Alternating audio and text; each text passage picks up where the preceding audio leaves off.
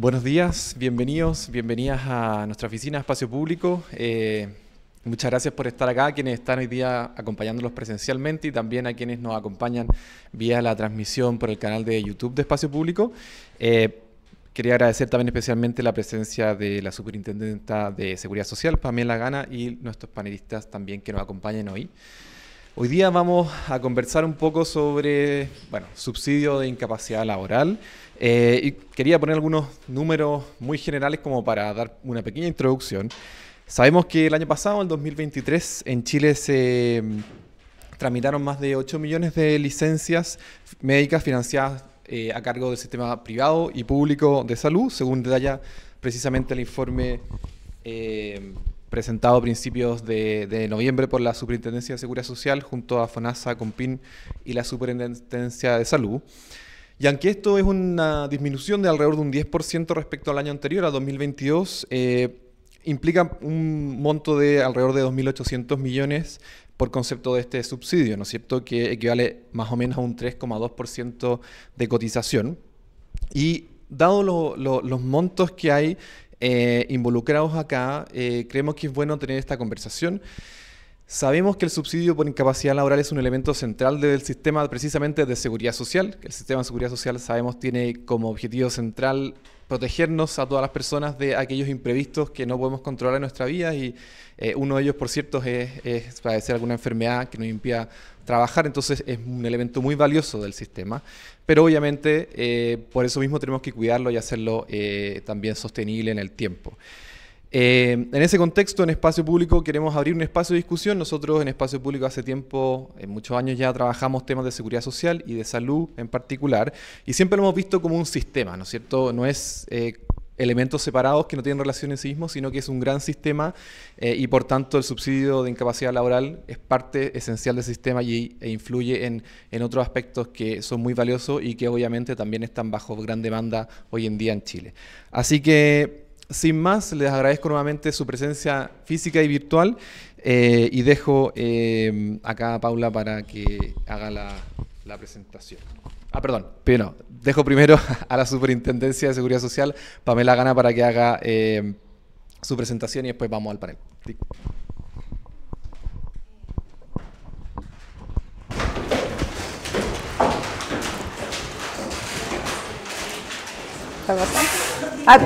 Ok, ya, perfecto. Bueno, ¿me podré sentar? Muy buenos días a todos y todas quienes están acá presencialmente y quienes también nos acompañan vía telemática, ¿verdad? Bueno, la idea de esta presentación es un poco mostrar información. Nosotros como Superintendencia de Seguridad Social estamos muy comprometidos en poder entregar más información respecto a los distintos sistemas en los cuales somos competentes. También en una idea de poder generar una discusión democrática informada en torno a los sistemas de la seguridad social. Pensando también que este año, como ya lo señalaba, la seguridad social es un tema importante dentro de la vida de las personas. Y además este año se cumplen 100 años de la seguridad social en Chile. Entonces también es un tema que, cómo no abordar este importante instrumento de la seguridad social que es la licencia médica y con su pago de subsidio de incapacidad laboral, ¿verdad? Abordarlo desde un punto de vista de mirarlo desde el cuidado, desde la sustentabilidad que tiene que tener. Entonces un poco la idea es mostrar información tanto de nuestro reporte que entregamos, que hacemos en conjunto con las otras organizaciones y también alguna información de licencia médica electrónica, que hay datos bien novedosos. Entonces, adelante. Siguiente. Bueno, hay un poco contar lo que vamos a decir que ya lo señalé. Adelante, por favor. Lo primero que se tiene acá es el número de cotizantes de los sistemas. Efectivamente tenemos más o menos casi 7 millones de cotizantes, tanto en el sistema de salud FONASA como ISAPRE. Se ve la variación del sistema, bueno, aumenta por supuesto acorde a los crecimientos de ocupados también, pero se ve claramente en el 2023 esta migración que ha estado ocurriendo entre ISAPRE a FONASA, que es un tema que ha estado en la prensa, por cierto, con un crecimiento de un 13%, 14% de FONASA del 2023 versus 2022, e ISAPRE una disminución del 10%. Siguiente. Lo que tenemos acá, el número de licencias médicas emitidas, vemos que el gran crecimiento se vio desde el 2020 al 2021, con un crecimiento de 6 millones a 8 millones y medio, y eso, estos 2 millones y medio, cuando uno los mira y hace el zoom de qué son, de crecimiento del 2021 versus 20, tenemos que un tercio de ese crecimiento fue COVID, por razones obvias, y el otro tercio fue salud mental. Ahí se pega el salto salud mental, que sigue aumentando en el 2022 y después empieza a decrecer, principalmente llevado por COVID. Ahora, algo importante que tenemos, que se ve esta disminución del año 2023 al 2022 y el 2024, la última es 2024, pero solo hasta octubre, por cierto, y sigue la composición de 81% FONASA, 19% ISAPRE, que también se replica en el año 2023. Entonces tenemos por lo menos que, si miramos, olvidemos un poco 2024 porque todavía faltan 2 meses, que creemos que va a terminar un poco parecido, quizá un poquito más alto que el 2023, pero por lo menos ya tenemos una caída de 2023 versus 22, que por primera vez se observa, y eso obviamente se grafica después en los gastos. La siguiente. Acá hay un dato que siempre uno discute cuál es el indicador que hay que mirar, ¿verdad? Y uno puede ahí explorar varios, pero aquí lo que quisimos ponerle fue cuántos de los cotizantes, que está separado por FONASA y ISAPRE, y por sexo, cuántos de los cotizantes de cada sistema por sexo está usando una licencia médica en un año.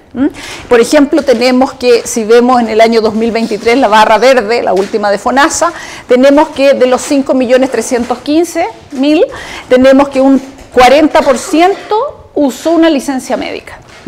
Y en ISAPRE tenemos que un 37%. Si uno ve, no es tan distinto. Eso llama la atención al inicio. Claro, hay varias observaciones, por cierto, que primero cae en todo. Cuando uno compara 2023 con 2022, hay una caída. Se ve una caída en todos los grupos. Recordemos que este es el porcentaje de cotizantes de cada grupo que está haciendo uso de una licencia médica en el año. Que además de caer, pasa que FONASA cae y tiende a parecerse más a ISAPRE, también, como porcentaje de los cotizantes que están haciendo uso de licencia médica. Y lo otro que observamos es que las mujeres es más alto que los hombres en ambos sistemas. Entonces este es un dato interesante a tener presente. Ahora cuando vemos el siguiente, cuando vemos el número de licencias médicas por trabajador, ojo, que utilizó una licencia médica, es que solo los que utilizaron la licencia médica, tenemos que efectivamente tampoco son tan distintos el número de licencia médica por trabajador que la usa entre ambos sistemas, no es tan distinto. Tres licencias en FONASA promedio y 2,8 en ISAPRE, y en el 2023 3,2 y 2,8. Sube un poco FONASA, por cierto, y además tenemos que las mujeres es más alto, mayor en ambos sistemas. Entonces, ¿qué es lo que estamos viendo? Es que, por lo menos en FONASA, en que se han enfermado menos, la proporción de los cotizantes se ha enfermado menos, pero lo hacen por un mayor número de licencias, que es lo que estamos viendo acá, y aumentó un poco, y ya veremos que además lo hacen por mayor número de días en el caso de FONASA, más adelante. Adelante, por favor.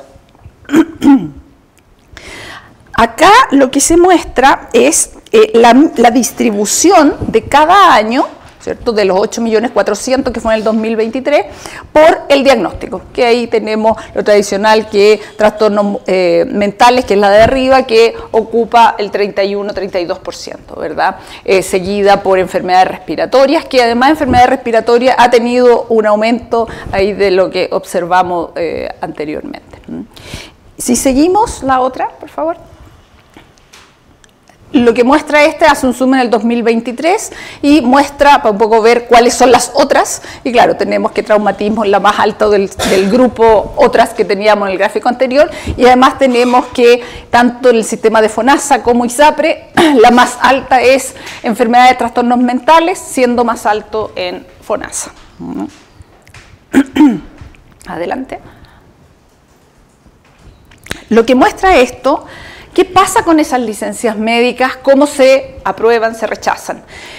Focalicémonos en la última, que son las rechazadas, el último grupo, ¿qué es lo que tenemos por cada sistema y el total? Tenemos que del sistema, después de todos los procesos, que son los procesos que me dan la licencia médica, pasa por las contralorías respectivas de cada sistema, CONPIN, en el caso de FONASA, la ISAPRE, por las reclamaciones respectivas, que es tanto CONPIN como la Superintendencia de Seguridad Social, tenemos que del total de las licencias médicas, el 6,3 fue rechazada.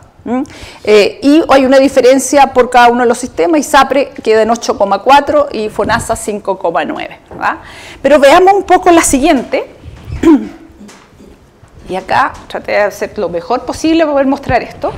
Lo que tenemos es para ver la evolución, que nosotros decíamos que en la última instancia el rechazo final del sistema era 6,3, ¿verdad? Pero partimos con un rechazo inicial de 11,8. Aquí si me puedes ir pasando tenemos que hay algunas que, de todas esas que en primera instancia rechazan, no presentan reclamaciones. De todo ese total es un 27,5%, son 3,25 puntos de este porcentaje, pero en total son el 27% de esas que fueron rechazadas no presentan una reclamación y por lo tanto siguen hasta el final. Hay algunas que cambian por revisiones, etcétera, pero lo importante es que no quedan. La siguiente. El otro porcentaje, que son esas casi 720.000 licencias médicas que son reclamadas, ¿qué es lo que pasa con ellas? Adelante. El 62% se revierte. O sea, en los procesos de reclamación, el 62% de las que reclamaron, que es un 5,3% del total de las licencias médicas, se revierten, ¿verdad? Y las otras restantes, adelante por favor, las otras restantes se mantienen. Y eso genera, adelante, que ese 11,8 se transforme en un 6,3. Ahora, si lo separamos por sistemas, no voy a entrar en el detalle de esto, pero ahí se los dejamos obviamente. Si los separamos por sistema, tenemos una diferencia inicial de cuántos fueron rechazadas, que es este 8,6 inicial de rechazo en FONASA y 25% de rechazo en ISAPRE. Y después de seguir todos los procesos, obviamente el porcentaje de licencias que se reclaman en el caso de ISAPRES es mucho más alto, es un 91% de las licencias médicas rechazadas se reclaman, también por la constitución de cuántas se reclaman. Y terminamos finalmente un poco acercando los dos niveles de rechazo y terminamos FONASA, que pasa de un 8,6 a un 5,9 y ISAPRE pasa del 25% al 8% de rechazo. Y así terminamos con este rechazo inicial del sistema que era 11,8 que termina en un 6,3. Creo que ahí hay harta información en términos de decir, bueno, ¿qué está pasando? Ahí obviamente que reclaman más dado por la situación de rechazo inicial. Adelante. Esto tiene un correlato todo obviamente en el gasto. Tenemos que el gasto llega casi a 3 billones de pesos, 2,8 billones de pesos, donde el 30% corresponde a ISAPRE y el 70% restante a FONASA. Tiene un correlato con esa caída en el número de licencias médicas que dijimos que era del 12,2 y esto cae también el gasto en 10%, 10,5%, ¿verdad? Sí, la siguiente. Si nosotros calculamos y vemos cuál es la tasa que se relaciona del total de la masa de remuneración imponible, cuál es la tasa que se tiene que destinar para el pago de la licencia médica, tenemos que hubo una caída en el 2023 que está como el sistema en 3,2%, o sea, si se cotizara el 7%, estamos hablando de 3,2 puntos de ese 7 puntos, y obviamente es más alto en FONASA 3,7 y más bajo en ISAPRE 2,5. Siguiente. Y acá tenemos el número de días promedios pagados por cotizantes, por cierto que bajó entre el 2022 y el 2023 y tenemos que es más alto en FONASA que en ISAPRE, bastante más alto, como número de días promedio pagado por cotizantes. La siguiente. Acá tenemos cuál es el número de días pagados por licencia médica y también tenemos que ahí subió un poco en ambos sistemas y FONASA es más alto. Y la siguiente muestra cuál es el número de días promedio pagado por trabajador. Y ahí tenemos una diferencia también, aumentó en el 2023 y también existe esta diferencia entre ISAPRE y FONASA, y de ahí, si recordamos de las láminas anteriores, habíamos dicho que el porcentaje de trabajadores que usan una licencia médica no era tan distinto, ¿verdad? No era tan distinto entre los dos seguros, pero FONASA era mayor el número de licencias médicas de los que lo usan, y también en esta lámina vemos que es mayor el número de días que se les paga, ¿verdad? Por lo tanto, ahí se va constituyendo todo lo que es el mayor gasto. Siguiente. Esto muestra obviamente las diferencias de las remuneraciones, de los subsidios que reciben, y ahí en lo esperable que ISAPRE es más alta que FONASA. Siguiente. Y esto está todo lo que les mostré, o gran parte de esto, no todo, está en el informe que al final está el QR para que lo puedan descargar, está en nuestro sitio web, pero acá viene una información respecto a licencia médica electrónica. Licencia médica electrónica es el sistema que nosotros tenemos acceso, y ahí se puede sacar mucha información, y además considerar que desde después de pandemia el 98% del total de licencias médicas es electrónica, así que esto tiene gran parte de la información. Adelante. Aquí es lo que vamos a contar, así que adelante nomás. Esto es lo que muestra, siguiendo con el número de trabajadores que usó una licencia médica, ¿cierto? Que son esos 2.568.000, distribuye en número de días que tuvo una licencia médica. Entonces, yo tomo un trabajador y cuento todas sus licencias, independiente del diagnóstico, todas sus licencias médicas que tuvo en un año. ¿Y qué es lo que observamos? Que el 51%, la roja es la acumulada y la otra son la distribución, vemos que el 51% de los trabajadores que hubo una licencia médica la tuvo por 15 o menos días, ¿verdad? Pero hay una distribución en la cola hacia allá que concentra un mayor número de licencia médica. ¿Y qué es lo que tenemos? Por ejemplo, si vemos el 181 para allá, tenemos que es el 3,5% de los trabajadores que hacen uso tienen más de 6 meses de licencia médica, y la última, si nos focalizamos solo en la última, tenemos que el 1,5%, que son esos 37.371, tiene 9 meses o más de licencia médica. La siguiente. Esto muestra lo mismo, pero cada barra la distribuye por diagnóstico. ¿Y qué es lo que observamos? La rosada de arriba es trastornos mentales. ¿Qué es lo que observamos? Claramente que las más pequeñas, las de menos días, no son principalmente trastornos mentales. No estamos hablando que no sea nada, pero no es la mayoría, sino que obviamente trastornos mentales se va a concentrar hacia un mayor número de días. Y si nos focalizamos en la última barra, que son estos que tienen entre 9 o más de 9 meses, tenemos que salud mental es un 21%, no es la mayoría. Y la mayoría de esto que está en el grupo último, que agrupa el otros, son principalmente cáncer, principalmente accidente o daño musculoesquelético multifacturado, etcétera, de ese tipo de cosas. La siguiente, por favor. Y si vemos la siguiente, esta es una lámina que muestra el nivel de rechazo por sistema de la primera instancia y la segunda instancia, y agrupa por salud mental y otros. Focalicémonos en salud mental. Los rojos son ISAPRE y los azules son FONASA. El que tiene los círculos es la primera instancia, o sea, cómo actuó la Contraloría Médica del Seguro. ¿Qué es lo que tenemos acá? Estos son rechazos de licencia médica. En salud mental tenemos que el 2023 el 55% de las licencias médicas de salud mental del sistema de ISAPRE fueron rechazadas. Si las comparamos con la primera instancia, que es el azul con círculo, FONASA, tenemos que el 14% fue rechazado. Ahora, si vemos la última instancia, después de que pasó por los procesos de reclamación, tenemos que, en el caso de ISAPRE, cae el rechazo de ese 55% a un 27%.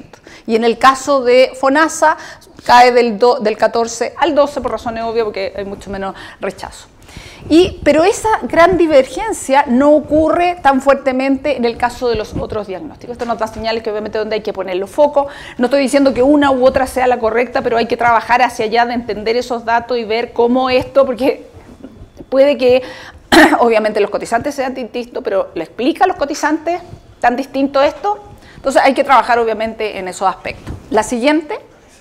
Esto muestra lo mismo y que es más amplia la brecha, pero considerando también las reducciones. No solo rechazos, sino que reducciones.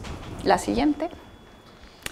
Y esto no podíamos no hablar de las emisiones, de los emisores de licencia médica, que es un informe que sacamos ya, el primer informe, en nuestro espíritu de entregar información a la ciudadanía, lo sacamos en enero del 2023, el primero, ya sacamos enero del 2024 también, y este muestra, el del informe, el último informe, y qué es lo que vemos que la mayoría de los profesionales de la salud emiten, en 80% emite entre menos de 200 licencias médicas al año. Pero si nos vamos a la otra cola de la distribución, de 1.600 hacia arriba, tenemos que un 1%, de un 0,9, pero hablemos de un 1% de los profesionales, que son solo 418 profesionales, emite más de 1.600 y emite el 11,2% del total de las licencias médicas y gasta, significa en gasto, el 11,8%. O sea, estamos hablando de 418 personas que hacen esta alta emisión y están haciendo un daño al sistema, por cierto.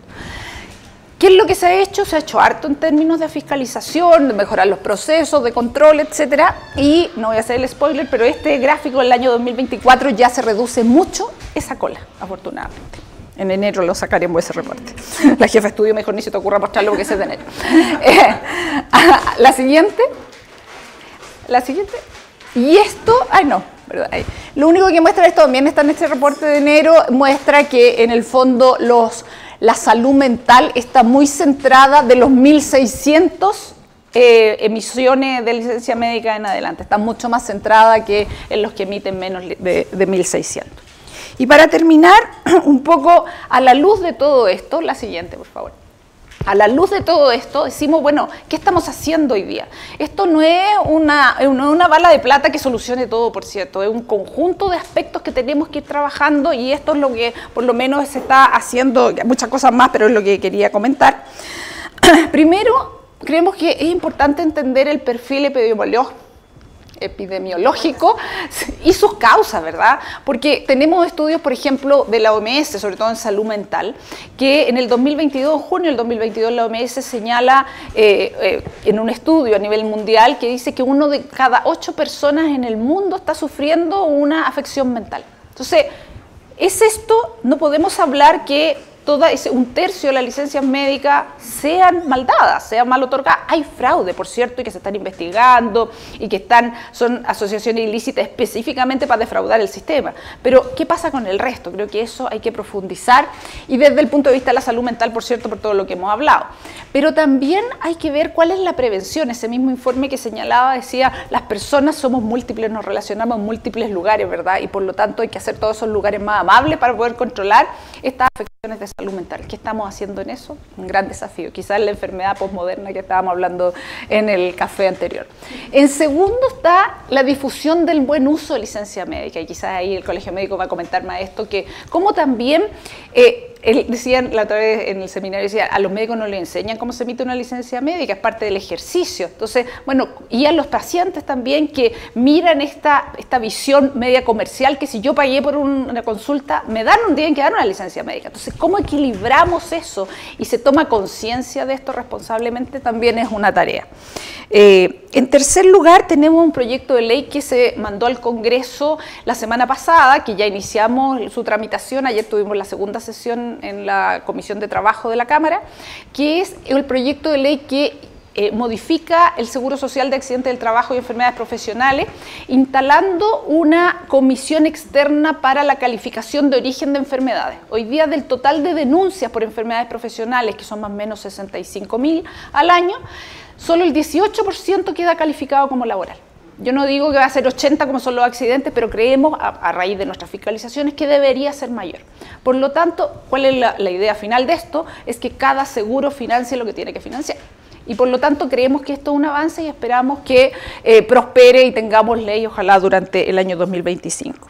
También está la tramitación de la ley, de la modificación a la ley 20.585, que es sobre el otorgamiento de licencias médicas, y ahí nosotros vemos, se le da más facultades a la superintendencia, a COMPIN y también a todos los procesos de multas, también está en esa modificación, que esperamos que ojalá está en la tercer trámite constitucional, que es una comisión mixta, esperemos que ojalá antes del cese parlamentario sea aprobado. Y también, en quinto lugar, desarrollo regulatorio. Nosotros como Superintendencia de Seguridad Social estamos teniendo amplio avance regulatorio, nos estamos tomando esos espacios regulatorios que nos da la facultad, y creo que eso también es importante, cómo ponemos también obligaciones a los operadores de licencia médica que hagan detección temprana de algunos elementos, alguna obligación a las cajas de compensación que también son parte de este sistema, pagando una parte importante de las licencias. Y además esperamos en marzo del 2025 publicar el compendio de normas de licencia médica y subsidio de incapacidad laboral, que puede ser un chiche regulatorio para los que nos gusta la regulación, pero en realidad ordena mucho, porque esto de tener circulares repartidas en muchas quita certeza regulatoria, en cambio va a ser un único cuerpo normativo que esperamos que vea la luz prontamente. También se está trabajando en una modificación al Decreto Supremo 7, que son las directrices para la emisión de licencias médicas focalizado en salud mental, que esperamos que también tenga efectos. Y también que tenga efecto en toda la línea de la licencia médica, la emisión, las contralorías, las reclamaciones, etcétera. Trabajo conjunto de los involucrados, creo que es importante, todos los procesos judiciales que se iniciaron hace un tiempo fueron precisamente por trabajo conjunto y denuncias que se siguen haciendo al Ministerio Público para que persiga a aquellos que están haciendo asociaciones ilícitas para poder defraudar el sistema. Y eso lleva a las denuncias al Ministerio Público, como señalaba, y también estamos en un modelo predictivo con Ingeniería Industrial de la Universidad de Chile para poder detectar tempranamente los cambios de comportamiento inadecuados de algunos profesionales para focalizar nuestras investigaciones. Usted decía, ahí son como 500 los que hacen alta emisión, ¿verdad? Pero no tenemos que llegar cuando ya hagan la alta emisión, porque es mirar con el espejo retrovisor y eso no sirve, sino que hay que identificar tempranamente faltas o cambios de comportamiento que nos ayuden a focalizar ahí la investigación y posibles sanciones. Así que muchas gracias.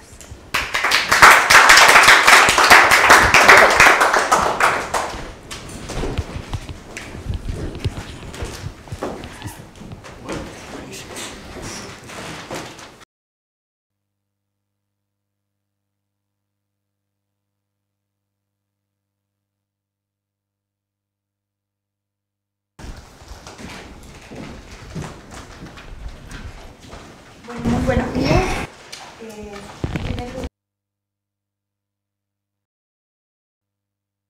Presentación, tantos antecedentes que nos han compartido y por acompañarnos también este día de hoy. Aprovecho de destacar. ¿Ahí sí? ¿Se escucha?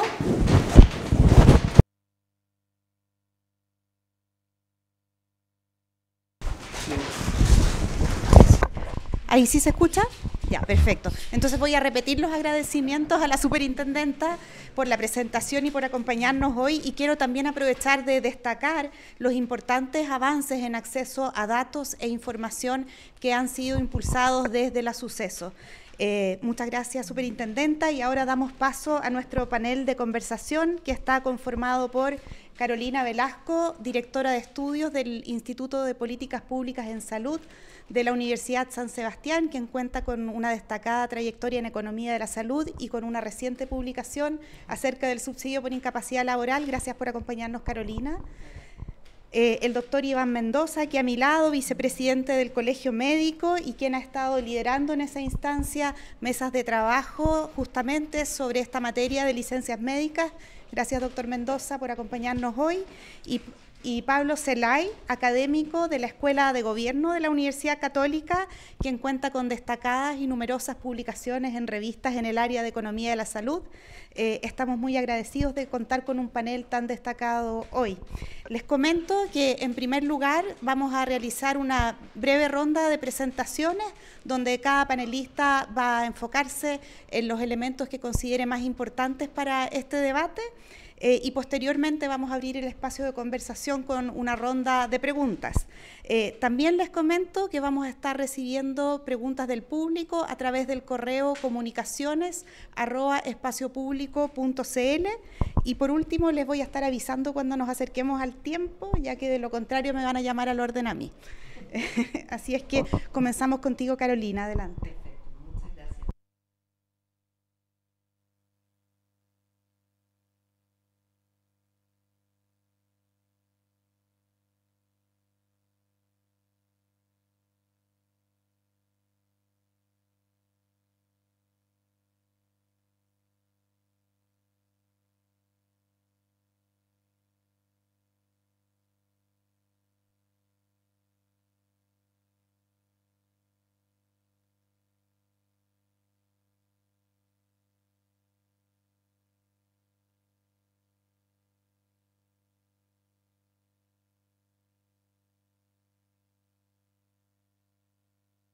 Es un beneficio laboral, entonces está como ahí entre medio. Bueno, solo destacar algunas características, luego voy a hablar de algunas experiencias internacionales que nos llamaron la atención sobre cómo se trata este subsidio en otros países, y finalmente algunas propuestas, después podemos discutir, me voy a enfocar en muy pocas. La primera tiene que ver con que, bueno, la estructura del SIL, y ustedes lo conocen, son el 100% del sueldo, salvo con un tope por un tiempo ilimitado, digamos, es bastante generoso en relación a otros países y en relación a otros subsidios también en Chile. Por lo tanto, tampoco es que incentive una pronta recuperación o una pronta incorporación. De hecho, veíamos ahí cómo se acumula la licencia entre los 3 y los 11 días, justamente asociada a la carencia, ¿cierto?, de estos 3 días para licencias menores a 11 días. Y por otra parte, tenemos, y es algo que conversábamos también en el café, una multiplicidad de organismos que participan, ¿cierto?, en la entrega en la tramitación, por decirlo así, de este subsidio asociado a una licencia médica para trabajadores, y también la multiplicidad de organismos fiscalizadores, ¿cierto? En FONASA está la COMPIN, luego la COMPIN, asimismo se fiscaliza, y luego está la Suceso, y en ISAPRES está ISAPRES, COMPIN, Suceso. Pero además hay diferencias entre el tipo de trabajadores, ¿cierto? La licencia es diferente en los trabajadores del sector público, cubre el 100% del sueldo sin carencia, en realidad no pasa nada, por decirlo así, en términos de tener un reposo, y también destaca el poco el involucramiento de los empleadores. En el caso de la licencia asociada o el subsidio asociado, ¿cierto?, a una enfermedad laboral, es completamente distinto el tratamiento y el financiamiento, donde efectivamente es una proporción del sueldo pagada media, ¿cierto?, entre el trabajador y entre el empleador, pagada por el empleador, en el caso de los autoempleadores, directamente a la seguridad social. Entonces, el tratamiento es muy distinto y el involucramiento de los empleadores es muy distinto en uno u otro caso. La prevención es distinta en uno u otro caso. Y finalmente, y es algo que mencionó, parece poco importante, pero es importante, y es una dispersión en la normativa, y cuesta entender cuando uno intenta entender de qué se trata este subsidio. Yo soy una persona que trabaja en temas de salud en investigación, y hay que leerse una cantidad de normas, leyes, decretos, protocolos y montones de cosas para lograr entender cómo esto funciona. Así todo, yo creo que no lo logré bien en este esquema, digamos, donde intenté tratar de graficar los distintos procesos, trámites, pasos que hay para la obtención, tramitación y luego apelación de una licencia médica. Esas son las principales características que quisiera destacar. Segundo lugar, la lámina siguiente, un par de características relevantes de lo que ocurre en otros países. Efectivamente, hay involucramiento del empleador en la mayoría de los demás países que revisamos de la OECD, ya sea porque pagan los primeros días o una cantidad importante de días, o porque aportan de alguna manera en el financiamiento. La tasa de sustitución del sueldo pocas veces es un 100%, normalmente es menor a un 100%, por lo tanto de alguna manera no es tan conveniente alargar una licencia, por decirlo así, y su duración tiene un límite. En el caso de Chile, si bien hay algunas normas, y ahí nos costó mucho entenderlo, tuvimos que consultar a varios abogados, que hablan de que, de hecho, cuando uno busca la definición, las licencias médicas son temporales, es para un problema temporal, pero así todo muchas veces se van alargando. ¿Qué es temporal? Es difícil definirlo, pero no hay un límite claro. Hay ciertos, por ejemplo, en el caso de los trabajadores del sector público, que no se aplica mucho, hay un límite donde uno ya puede declarar incompatible la salud con el trabajo, pero eso ocurre en el sector público. Pero no está definido que temporal es cierto tiempo en cada una de las enfermedades, por ejemplo. Y lo otro es que pocas veces está separado, no los accidentes laborales en general están asociados a, obviamente, el trabajo, pero la parte de enfermedad efectivamente está tratada en conjunto, como un seguro conjunto. Y si uno mira los datos en Chile, donde la mayoría de las enfermedades tienen que ver con salud mental o con trastornos osteomusculares, no sé si lo dije bien, efectivamente es difícil discernir de dónde vienen, ¿cierto? ¿Qué parte es un estrés, comillas, laboral, si es que es un estrés, el trastorno de salud mental? ¿Qué parte no es laboral? Y lo mismo con las enfermedades osteomusculares, tengo idea, tendinitis, hasta qué punto, digamos, es algo que tiene que ver con el trabajo, no es difícil discernir.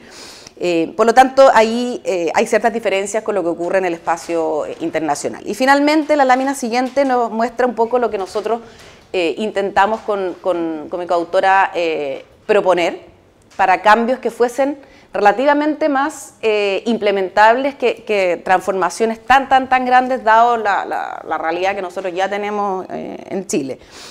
Lo primero que creemos importante es separar el financiamiento. Independiente que siga manteniéndose en ISAPRE y en FONASA como se administra actualmente, yo sé que hay otras propuestas de sacarlo del ámbito de la salud, pero independiente que se mantenga en FONASA y ISAPRE es separar el financiamiento, es decir, que se sepa que un X% del salario va a ir a financiar un subsidio por incapacidad laboral y el resto se va a salud, al tratamiento propiamente tal de la salud. Sé que la licencia médica o el reposo es parte del tratamiento, pero no está financiando una prestación, comillas, asociada a la atención en salud. Más bien, ¿cierto?, es esta posibilidad de reposo que complementa el tratamiento médico. Pero eso permite entender, ¿cierto?, qué proporción se está yendo y si es necesario subir el financiamiento, por ejemplo, a lo que tiene que ver con reposo, entonces puede al menos entenderse esa división.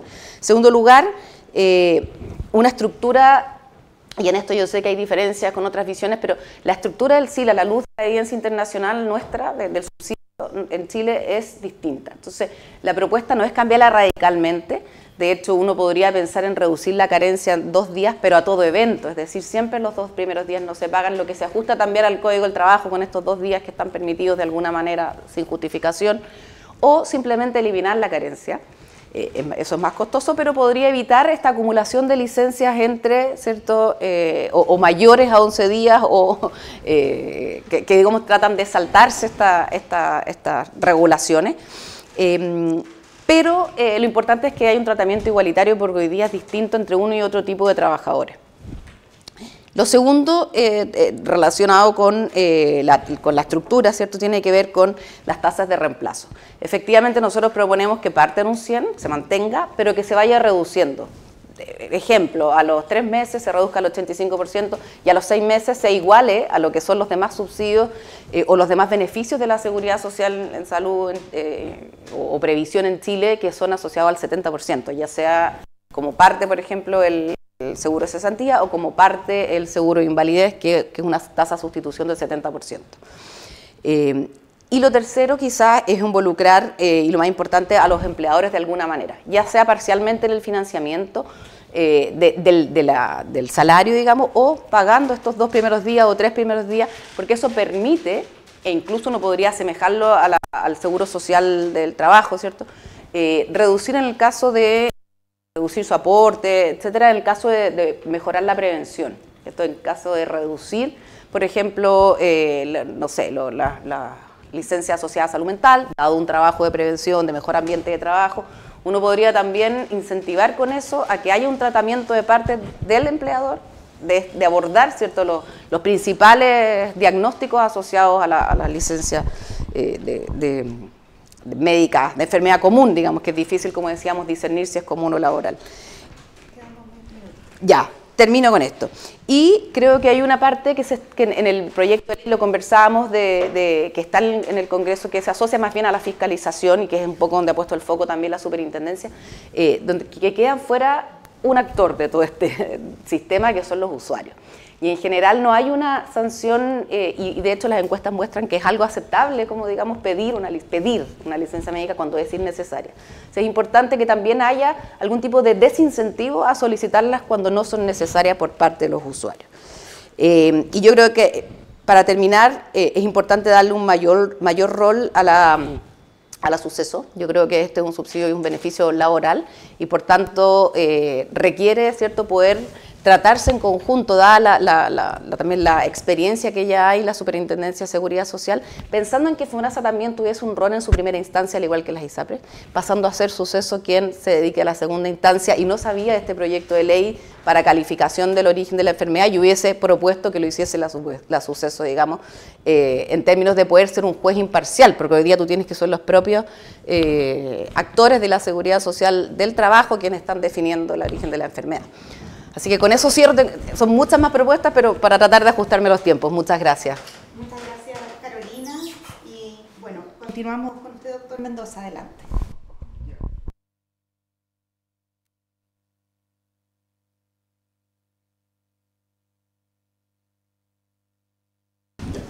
Están las excusas. Agradecer la invitación.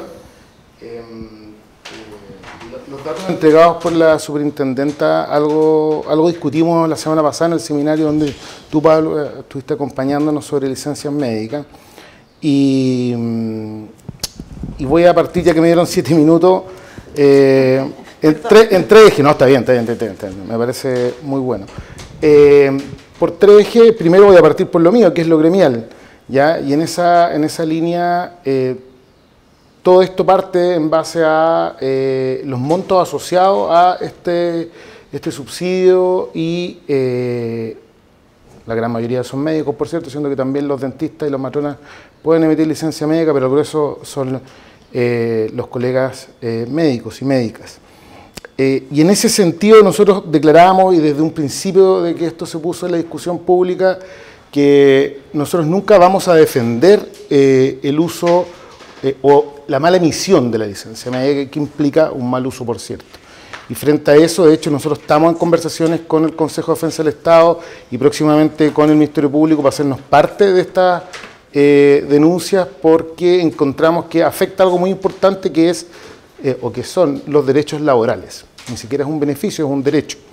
Entonces, ahí hay una primera línea que a nosotros nos separa de lo que es la delincuencia, ¿ya? Porque efectivamente, y las noticias y los ¿cómo se llama?, los medios así han expuesto, digamos, a estas verdaderas mafias de emisión de licencias médicas. Y en ese sentido, un par de cosas que hay que saludar, digamos. Yo voy a hacer una declaración. Tuve que ver mi currículum cuando fue que yo trabajé en una Compim, pues fui presidente de una comisión y fue hace más de 15 años atrás. Y en esos 15 años atrás, en ese mismo seminario, las licencias médicas se veían, y también salían estos reportajes, como rumas del papelito de licencia en rumas, así unas cosas del año de las cavernas, ¿eh? Bueno, hoy, como también dijo la superintendenta, el 98% de las licencias médicas son electrónicas, y eso hay que saludarlo, hay que felicitarlo. Lo que estamos discutiendo hoy día es imposible hacerlo en esa época, y lo cual ayuda mucho a mejorar la gestión de esto. Así que eso también hay que mencionarlo. Y en ese punto de los datos, acá se mencionaron varias cosas, pero yo me quiero quedar con un par. Ya dije que el 1% de los médicos que están capacitados para hacer licencias médicas estarían cuestionados, y nosotros creemos que sí, son absolutamente cuestionables. Por ahí difícilmente va a salir un acto médico. Pero hay otro par de datos que son importantes. Por ejemplo, el tema, a mí me gusta más ese gráfico que mostró la superintendenta de lineal, en torno a las tasas de rechazo, y cuando le sumas rechazo y disminución, ¿ya? Primero lo general, la tasa de rechazo de FONASA versus ISAPRE es súper distinta, es desigual, digamos. En salud mental 54% de rechazo y después baja a 25%. En cambio FONASA uno lo ve lineal acá abajo, lo cual quiere decir que la fiscalización de las compines está siendo validada por la suceso en torno a aquellas que hay que mantener rechazo, aquellas que no hay que autorizarla. No así ese delta que hay con las ISAPRE, ¿ya? Ni que hablar con licencia médica, que licencia médica por salud mental, a eso me refiero, licencia médica por salud mental, la tasa de rechazo en ISAPRE es del 80%.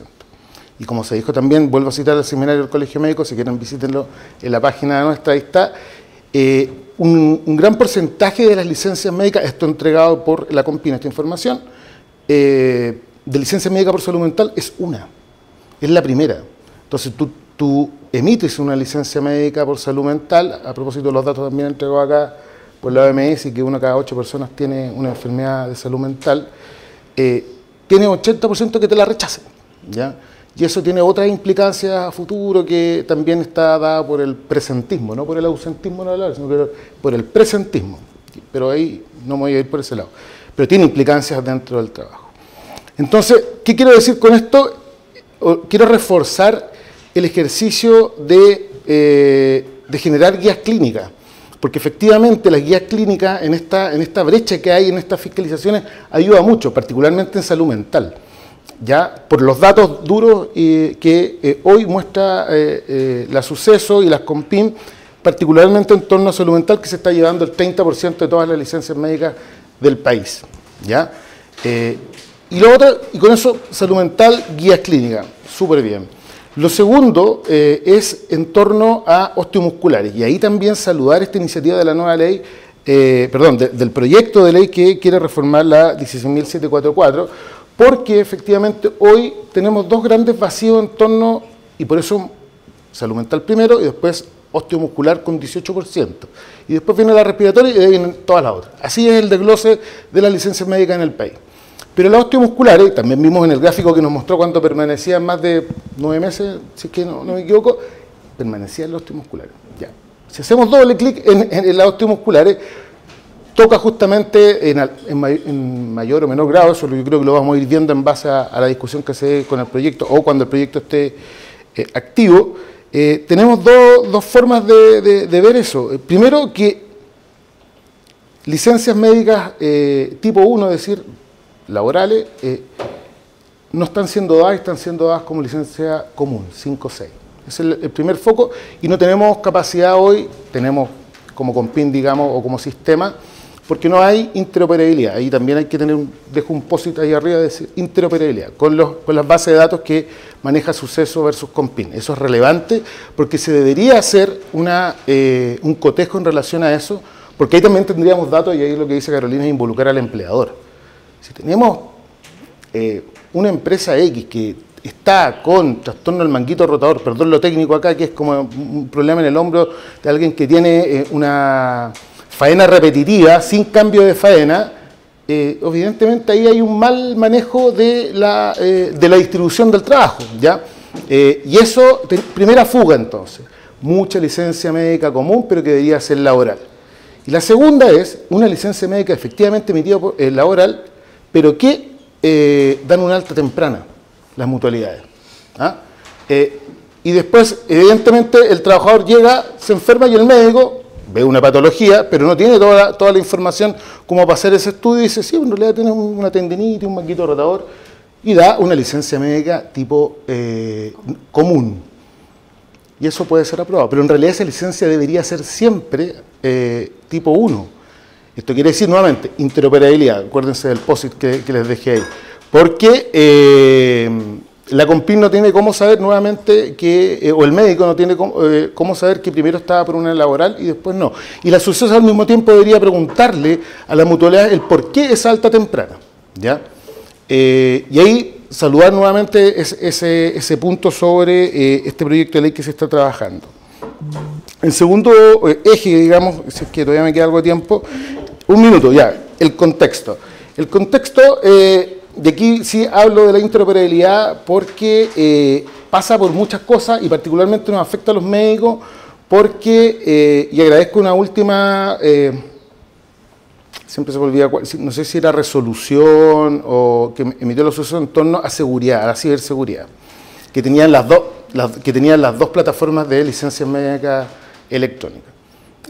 Lo saludamos lamentablemente el primero de enero del 2025, pero eran cosas, no voy a entrar en detalle, pero conózcanla porque efectivamente aquí podía cualquier colega que trabajó en una consulta, después se iba y el tipo que, con todo respeto y cariño, que puede haber sido cualquier persona no médica, podía traficar la identidad. Y yo tengo en la comisión de licencia médica que encabezo, tengo una colega psiquiatra que se encabeza de canalizar todas aquellas suplantaciones, y así se llama, y la Fiscalía la tiene en conocimiento, el Consejo de Defensa del Estado también sabe que existen esas mafias, así que agradezco esa circular, así se llama, y que funciona hartas cosas.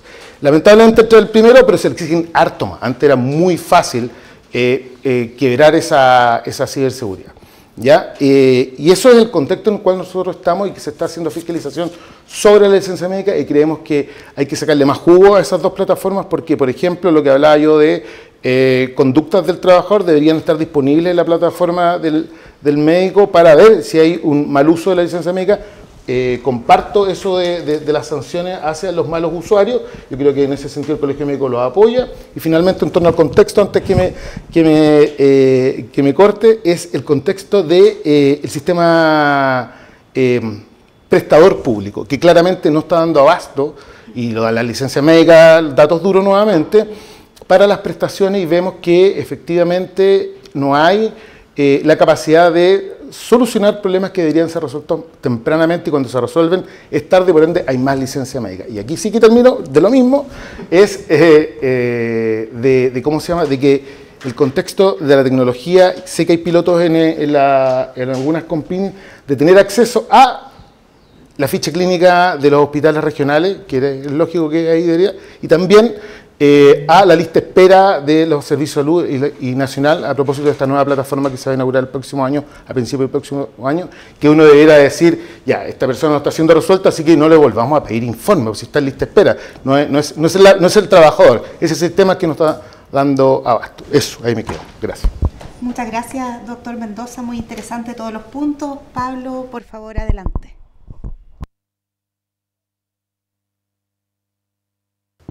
Ahí sí. Gracias por la invitación, gracias superintendenta por esa presentación, esos gráficos tan bonitos e ilustrativos del problema. Me tocó último, así que trataré de aportar en algo porque se habló mucho acá. Preparé una presentación para ordenar ideas. Si podemos saltarnos hacia la segunda diapositiva, porque la primera trata de darle un orden de magnitud al problema, que ya todos sabemos que es grave, que destinamos un esfuerzo fiscal importante al gasto en licencias médicas, que es alrededor del 1% del PIB. ¿Okay? Entonces, sí, 1 de cada 9 pesos en salud va a gasto en licencias médicas. Entonces, es una preocupación importante, es un esfuerzo fiscal importante en Chile, en el cual nos deberíamos preocupar, como dijo la superintendenta, de su buen uso. Siguiente diapositiva, por favor. Entonces, hemos problematizado en el último 2 años, los últimos 3 años, mucho por el lado de la oferta. ¿Sí? Hemos hablado de que existe un grupo de médicos que son los altos emisores, hemos visto casos de fraudes en la prensa, la superintendenta mostró cómo se distribuye esta concentración, que me gustó ver por lo menos dentro de las malas noticias que ha bajado, porque los datos que tengo yo de hace 2 años, el 1% explicaba el 20% del gasto. O sea, hoy día está explicando el 11, 12%, o sea, esa concentración por lo menos dice mucho de que quizás las sanciones han empezado a funcionar y a generar cambios en ese comportamiento. Hemos visto también que hay una venta inescrupulosa en redes sociales. Nosotros yo he trabajado en esto, llevo como 5 años trabajando con FONASA, en tratar de entender qué es lo que estaba pasando con el exceso de uso, mucha investigación concentrada en altos emisores. Y nos encontramos, hicimos web scraping de Facebook, Instagram, TikTok, con un montón de casos en los cuales se vendían licencias médicas, así, con teléfonos de contacto, causas de salud mental, osteomusculares relacionadas claramente a diagnósticos osteomusculares que no necesitáis una radiografía o algo por el estilo, lumbago, ¿cierto? Dolor de espalda, de ese estilo que respalde la decisión médica. Además de evidencia, por el lado de la emisión de bunching, ¿sí? La superintendente mostró que hay una alta concentración de el número de días que dan los médicos, están relacionados a cómo se paga la licencia médica, ¿sí?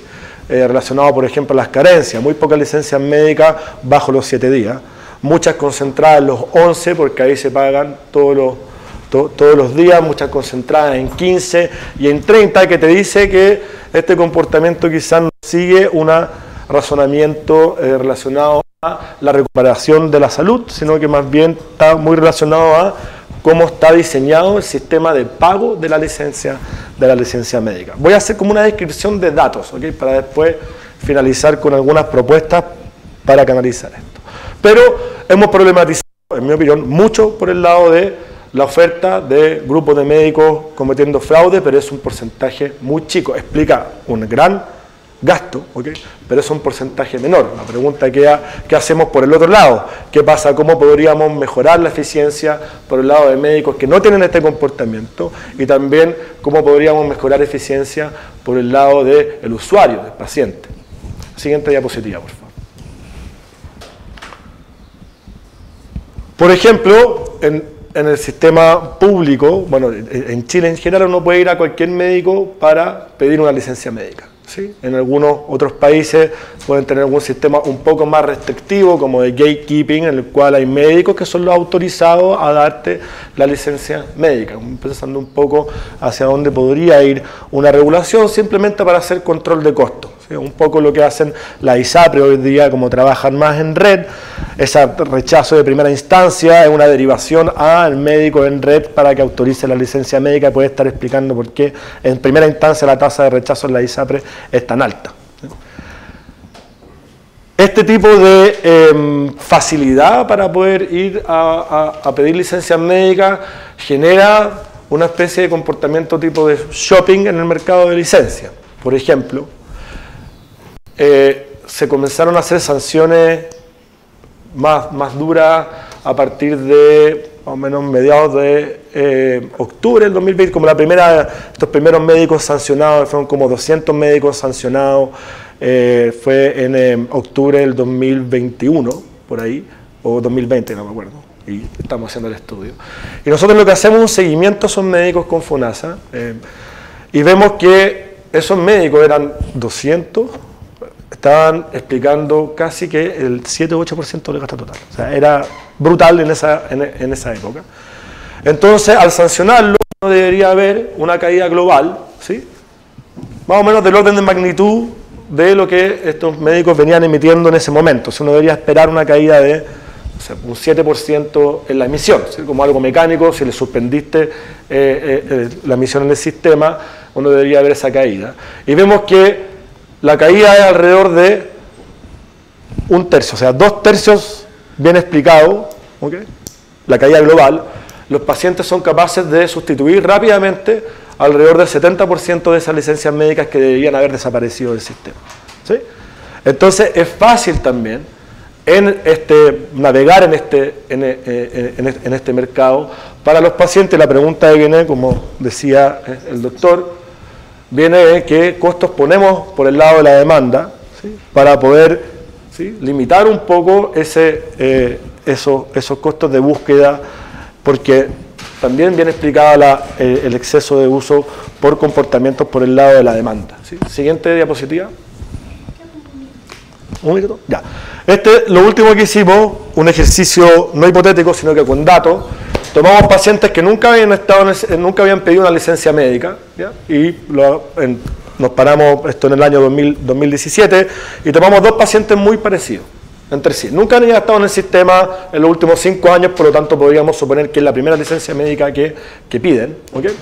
Y vemos a un paciente bien similar, mismas características observables en los datos, que va donde un médico que estaba en el top 5% de emisión, u otro médico que está entre el 20 y el 25%. ¿Sí? La probabilidad de encontrarse con estos médicos, mecánicamente la primera vez, es 5% porque es la probabilidad.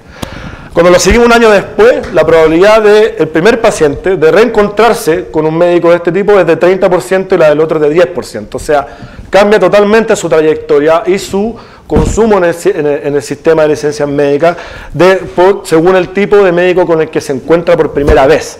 Claro, puede pasar que estos pacientes son más riesgosos, hay una autoselección, pero no pasa. Los médicos que emiten mucho, de hecho, los pacientes a los que le emiten tienen menor tasa de prevalencia preexistente que los otros. No está relacionado con el riesgo de la enfermedad, ¿okay? Y ahí ya queda como una pregunta abierta. La última diapositiva.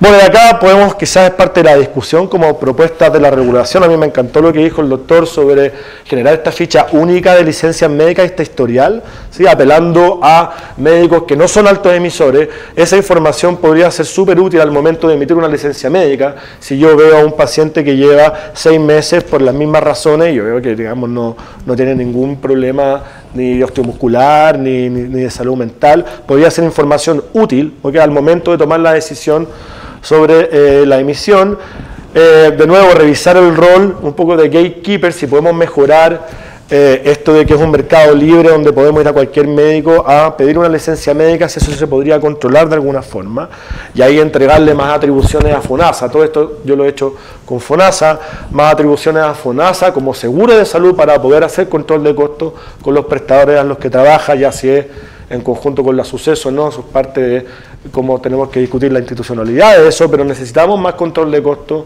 Quizás por eso en la ISAPRES, puede ser por otras razones, pero en la ISAPRES vemos que así se hace y pueden controlar costos de esa manera para tener más flexibilidad.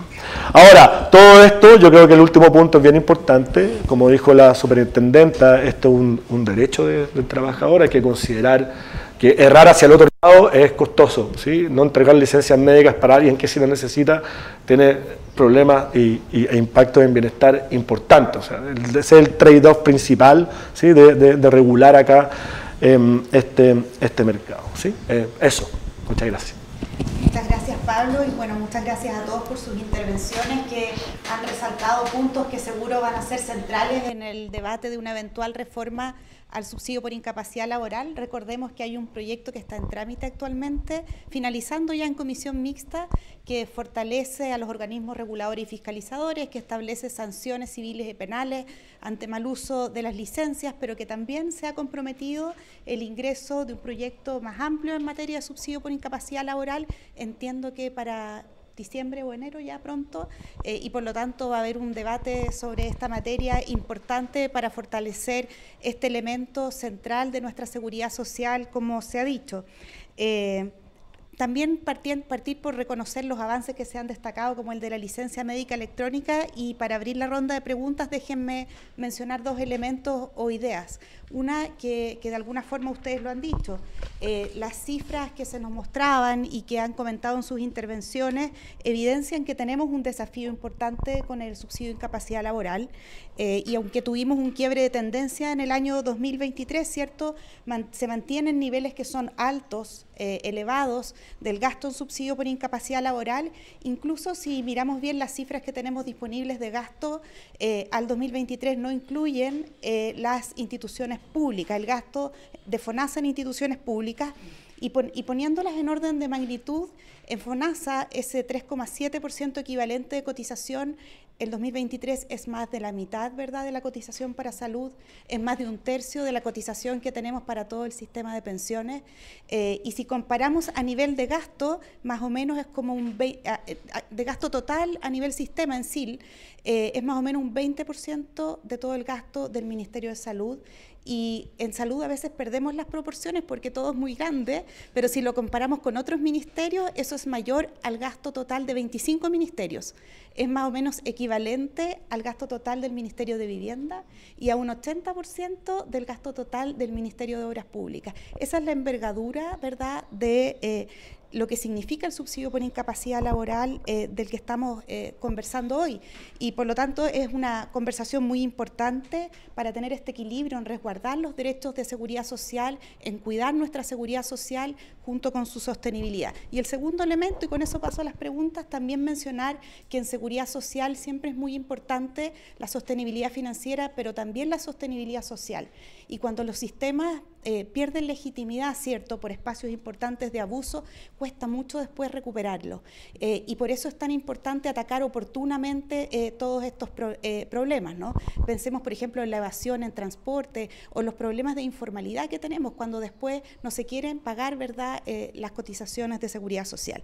Entonces, con esos temas en mente, quiero abrir el espacio de conversación ahora, partiendo por los elementos que se han discutido de fiscalización, de control y de sanciones en las licencias.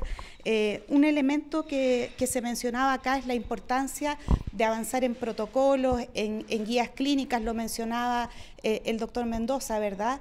Y que eventualmente aquí se está trabajando en una modificación al Decreto Supremo 7, que data del año 2013, si no me equivoco, superintendenta, y que no ha tenido modificación hasta la fecha. Entonces, quería preguntarle ahí al doctor Mendoza sobre esta materia, ¿cómo ve esos espacios para que las guías clínicas y los protocolos que se cuentan para emisión, tramitación, contraloría de las licencias puedan fortalecerse, y particularmente en el área de salud mental, que es donde se concentran parte importante de los desafíos? Bueno, sí, dan ganas de hablar de otras cosas más, pero me voy a enfocar a tu pregunta. Bueno, lo dije en la intervención inicial, que hay que focalizarse, uno tiene que partir en estas políticas públicas, evitar la tendencia a querer hacerlo todo. Mi poca experiencia en esto, creo que es mejor focalizar en este caso, y creo que una de las ayudas que hay en torno a, y dado por los datos, de nuevo me vuelvo a la intervención inicial, donde el 30% se focaliza en licencias médicas por patología de salud mental, hay que hacer algo ahí.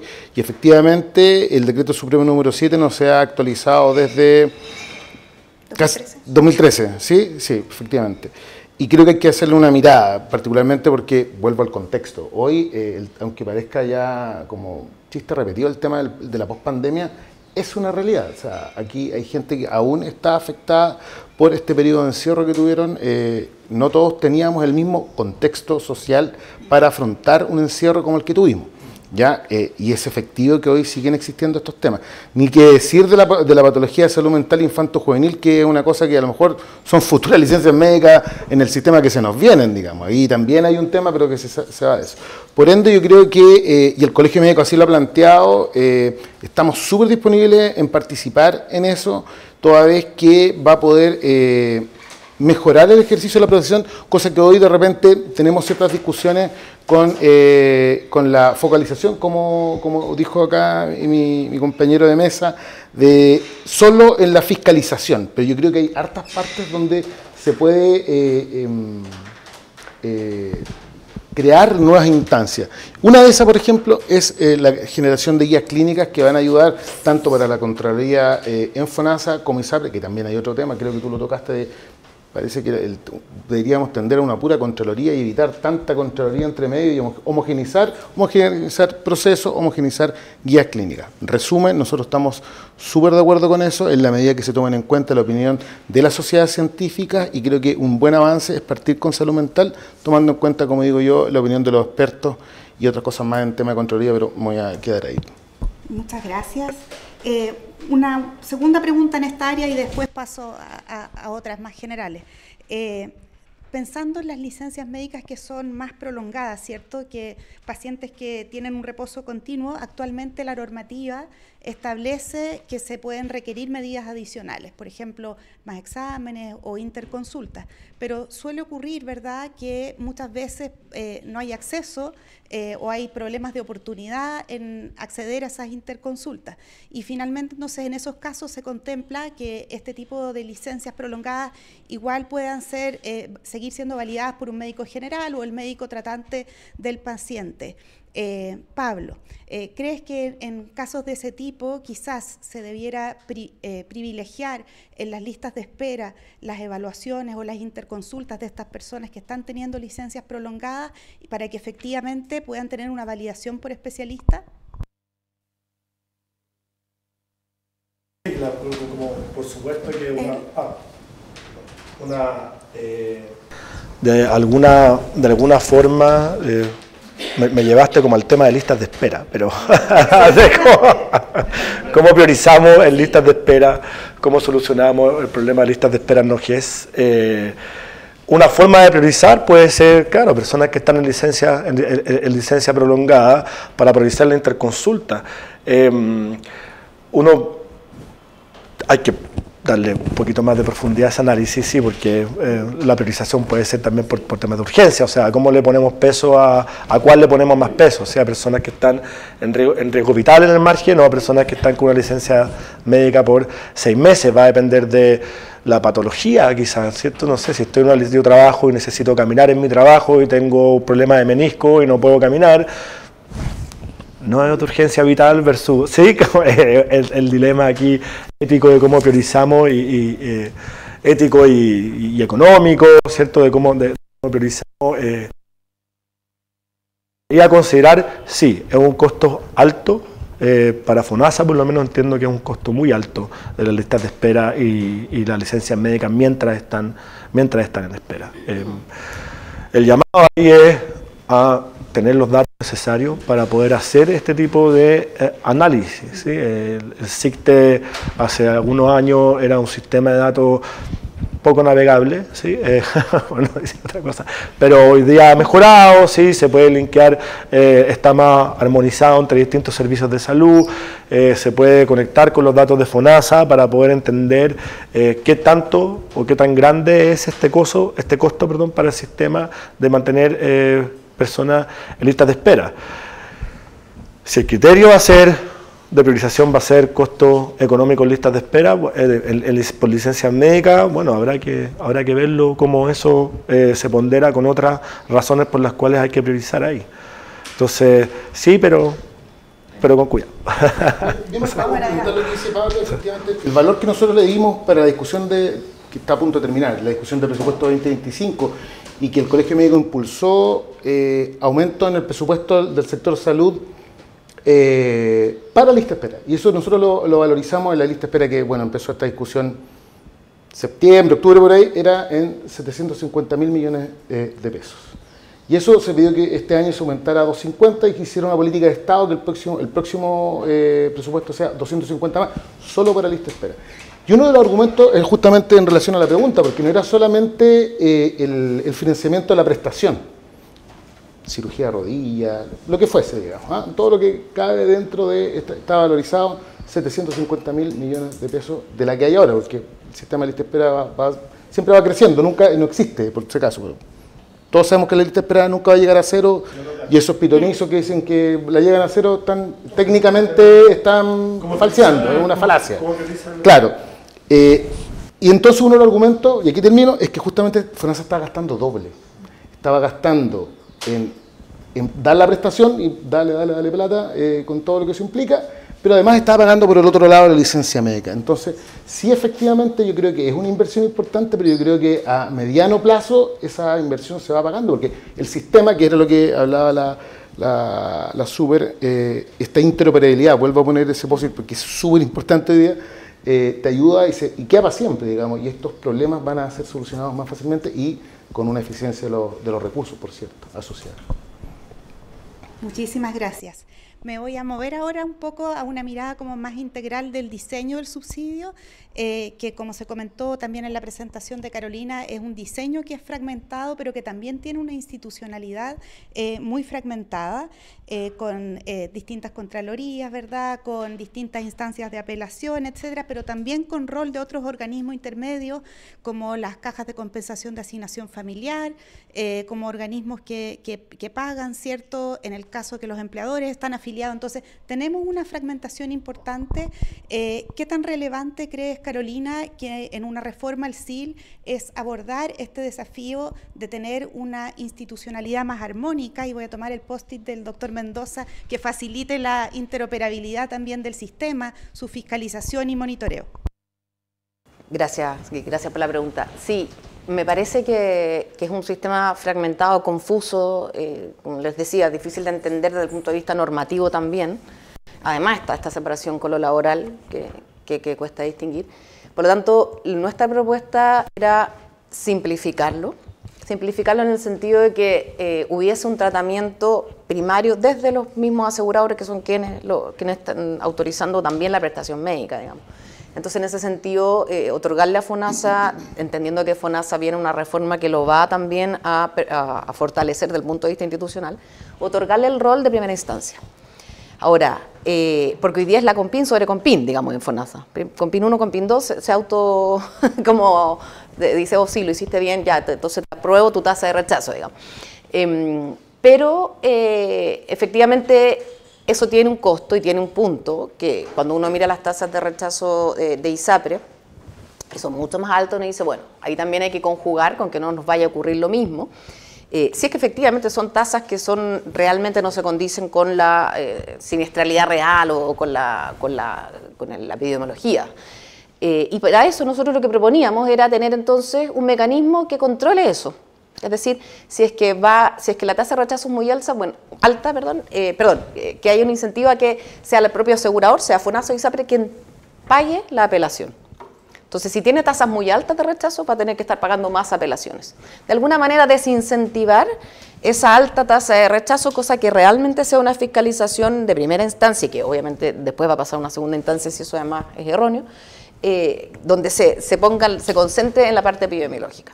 Y eso se va de la mano con la existencia, y me parece muy bien que lo esté empujando el Colegio Médico, de las guías clínicas, de los protocolos, de las referencias. Ojalá esas referencias tuviesen también algún rol vinculante, por ejemplo, para una segunda instancia también, incluso para la primera. Nosotros proponíamos la segunda instancia en la suceso, dado que también lo hace para el resto de las enfermedades del sistema laboral. Entonces, eliminar estas fragmentaciones de que hayan tantos involucrados, esta doble rol de Compin además sobre sí mismo, y simplemente dejarlo en una primera instancia como está, pero con estos incentivos a que no haya una tasa de rechazo per se muy alta, y segunda instancia, suceso. Y eso requiere, creo yo, y aquí, perdón que me salte una vuelta carnero, digamos, por decirlo coloquialmente, en una falta o una inexistencia de un rol que debiera ser intrínseco del regulador, de la rectoría, que es el ministerio, que es establecer, ¿cierto?, las políticas, las guías clínicas, las referencias. Eso es un rol que es insustituible.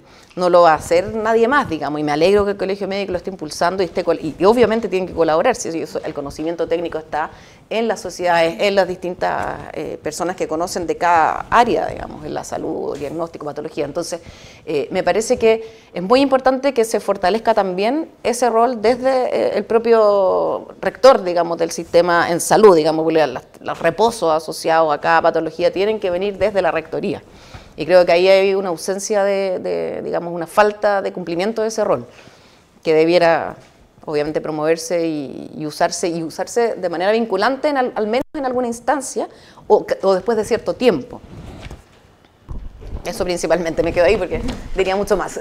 Muchas gracias, Carolina, y voy a hacer una última pregunta general para cerrar con esto, y siéntanse libres ahí de agregar cualquier tema que haya quedado en el tintero. Para cerrar con una mirada también más integral del subsidio como parte también del sistema de salud y de la protección social, ¿verdad?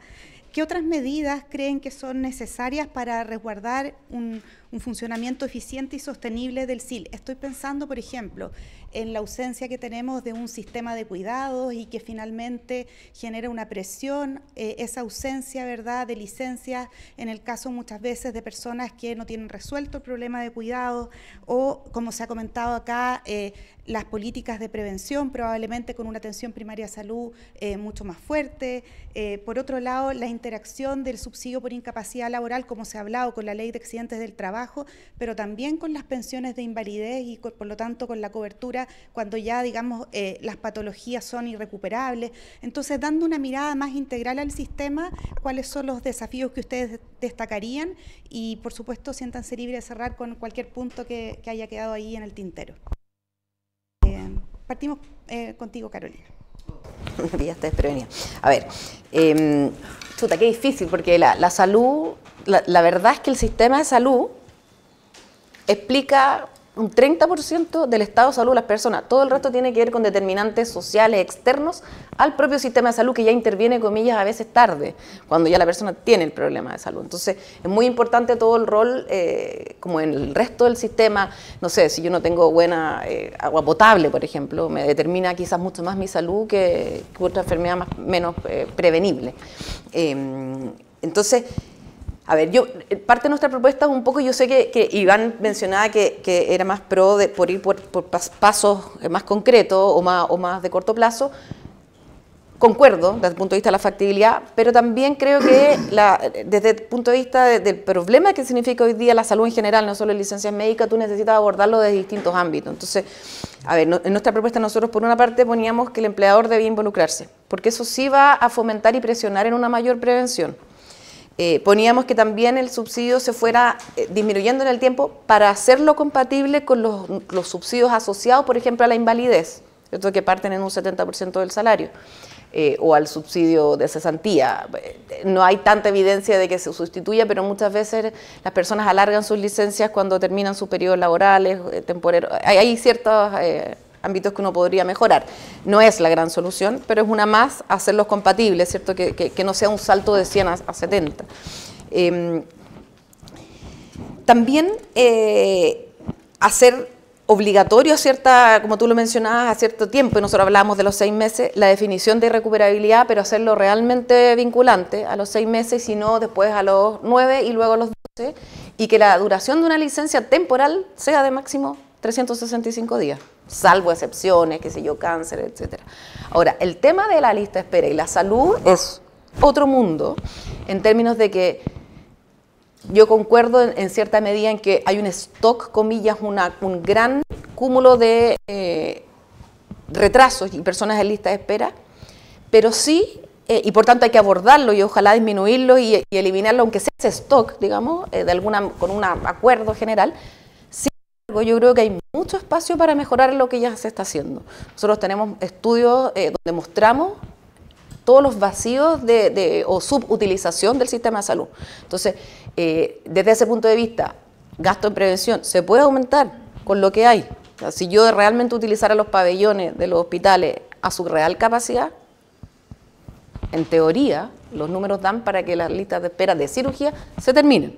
Entonces uno podría usar mejor esos recursos y los nuevos recursos, porque no es todo recurso, ese es mi punto, usarse en otros ámbitos donde han sido dejados de lado, como es la prevención, como es fortalecimiento de la atención primaria de verdad, ¿cierto? Porque ahí los recursos que se van a la atención primaria en proporción son mucho menores a los que se van a la atención secundaria, donde yo pudiese hacer más por prevenir, no lo estoy haciendo. Por otra parte, el sistema ISAPRE, digamos, termino con esto, de prevención, también le falta mucho para avanzar, por eso la importancia del empleador, pero también de cambiar este modelo como se está proponiendo, ¿cierto?, de las reformas actuales de modificación del sistema de salud.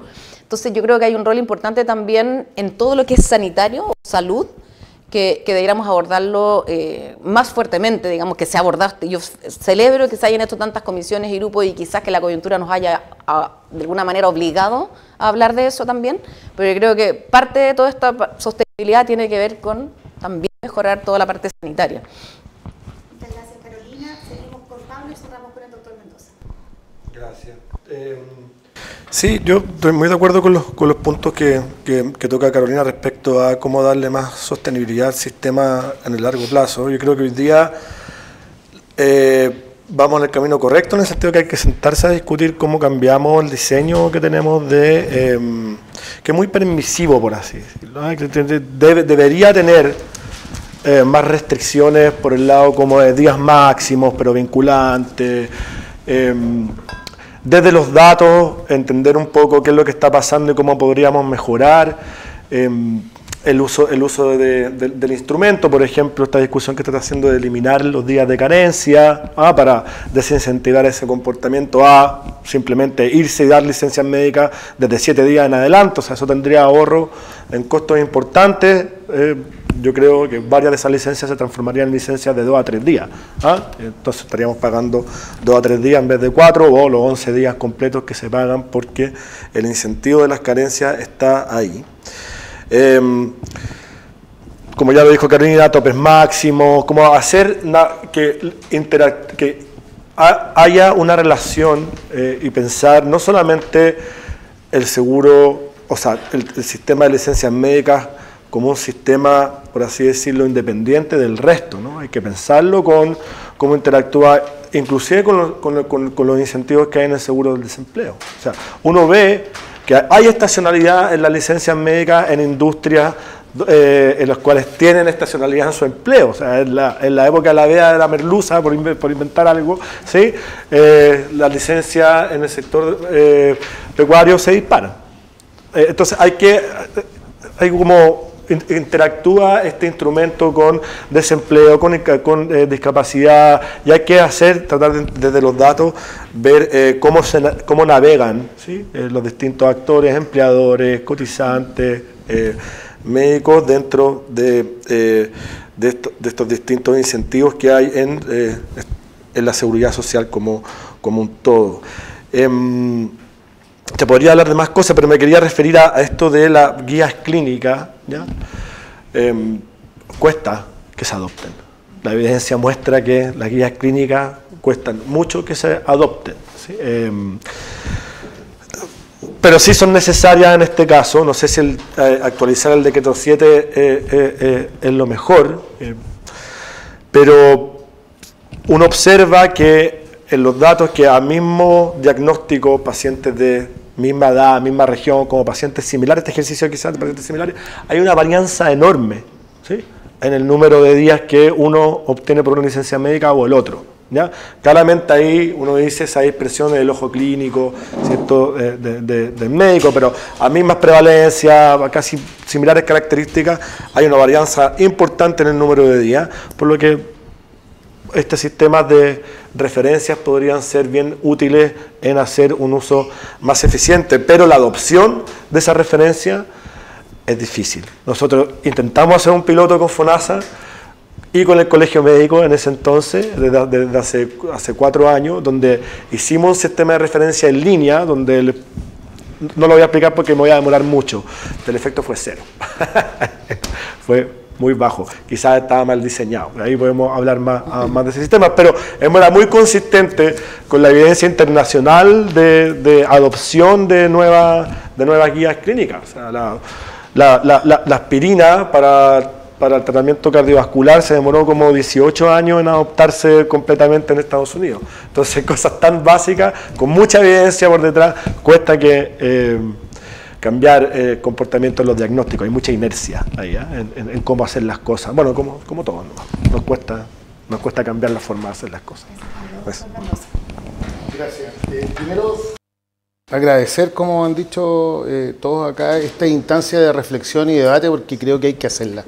Y de solo la mirada médica no vamos a llegar a nada, desde los sucesos tampoco, desde los técnicos especialistas en economía de la salud tampoco. Yo creo que entre todos deberíamos llegar a un mejor puerto. Y eso es lo primero con lo que quiero partir y ojalá también después terminar. Lo segundo, en torno a las cifras que ocupamos. Vuelvo a tomar el seminario, y ahí quiero que estabas tú, Pablo, cuando el director de FONASA menciona algo que es importante cuando hablamos de ciertos indicadores. No todo es plata, de hecho es un mal indicador, ¿ya? Entonces cuando hablamos de los 2 puntos y algo billones que se va en subsidio del sistema, claro, es una tremenda cantidad de plata. Pero, y él menciona una cifra que la tengo anotada acá, que la voy a leer porque lo más probable es que me equivoque, pero sí la mencionó la Super. Es lo que se llama el TIL, que es la tasa de incapacidad laboral o el número de licencias médicas por persona. Eso es un buen dato, ¿ya? ¿Por qué? Porque del 2022 al 2023 cayó en un 20%, las mismas que mostraba la superintendente. Pero en plata, esa plata solo cayó en un 4,5%. Entonces, te fijas que hay que una mezcla, como todo. Yo no estoy diciendo que con esto todo sea eso, sino que hay que saber bien que no todo es plata, porque efectivamente él explicaba que FONASA tiene mayor número de cotizantes, y esos cotizantes hoy, como lo mostraban también los datos de la superintendenta, son cotizantes que ganan más plata también. ¿Ya? Es distinto lo que pagaba antes, lo que paga ahora. ¿Ya? Y hay también una mezcla de datos también. ¿Ya? Por eso el TIL, ¿cómo se llama? Yo creo que es un buen dato, además de otros. Por cierto, no estoy diciendo que eso es lo que haya que ocupar como un único dato, pero es importante tenerlo en consideración. Después, en torno a los cambios estructurales.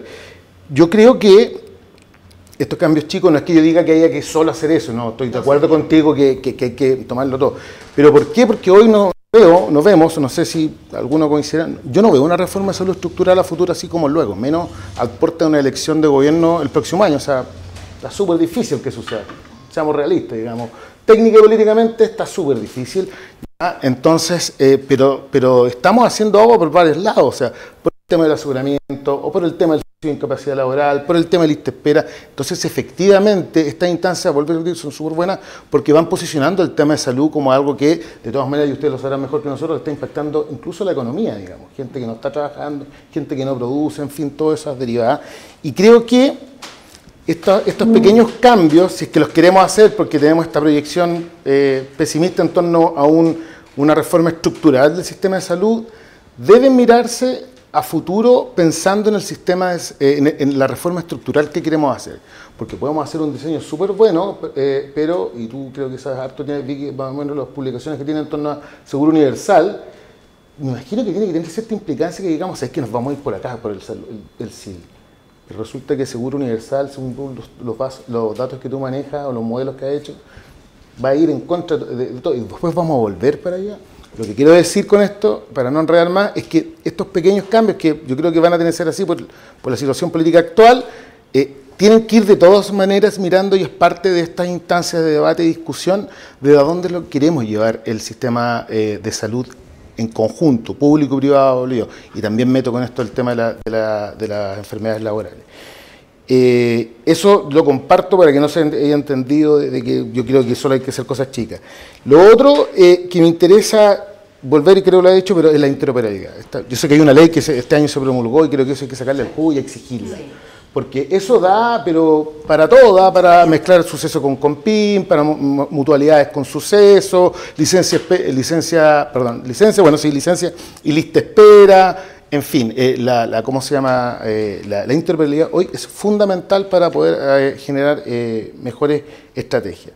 Y lo último, creo que Pablo lo mencionó, es que tenemos que avanzar en algo que yo creo que está bien en pañales, que son estrategias de reincorporación laboral. Porque efectivamente hay gente que, dependiendo del tipo de trabajo, no va a poder volver a estar parado 4 horas o lo que sea, o sentado 4 horas, pero yo creo que hay gente que puede reincorporarse a través de, y ahí mencionaba una doctora, la doctora Bernales, el miércoles pasado, en experiencia en países escandinavos, donde lo toma un grupo y dice, a ver, ya, usted a lo mejor no va a poder estar parado 5 horas, pero hay gente que quiere volver, de hecho hay gente que se vuelve loca en la casa mirando el techo, digamos. Y esas personas yo creo que el Estado debe hacer un trabajo en estrategias integrales de recuperación. Es más plata, seguro, pero yo no sé, les tiro la pelota a ustedes que son los expertos en economía de la salud, tal vez es más costo efectivo implementar ese tipo de estrategias de reincorporación laboral que dejar a esa persona, porque efectivamente no puede volver a su trabajo original, pero sí puede volver a su trabajo con acomodaciones, y se termina el subsidio, ¿ya? Porque las razones médicas o estructurales del trabajo también se involucran en eso. Eso yo creo que para no alargar más quedaría ahí. Muchísimas gracias. Bueno, quiero expresar mi agradecimiento a todos por este enriquecedor espacio de diálogo, como se decía recién. Siento que quedaron todavía muchas cosas por conversar, habrán otras instancias más adelante y sin duda, como se decía recién, en base a un trabajo colaborativo y que involucre a todos los actores, es la forma en que van a poder atenderse los importantes desafíos que tiene nuestro sistema de salud dentro de un marco que sea sostenible y que fortalezca la seguridad social. Así que muchas gracias a todos y nos encontramos en una próxima oportunidad.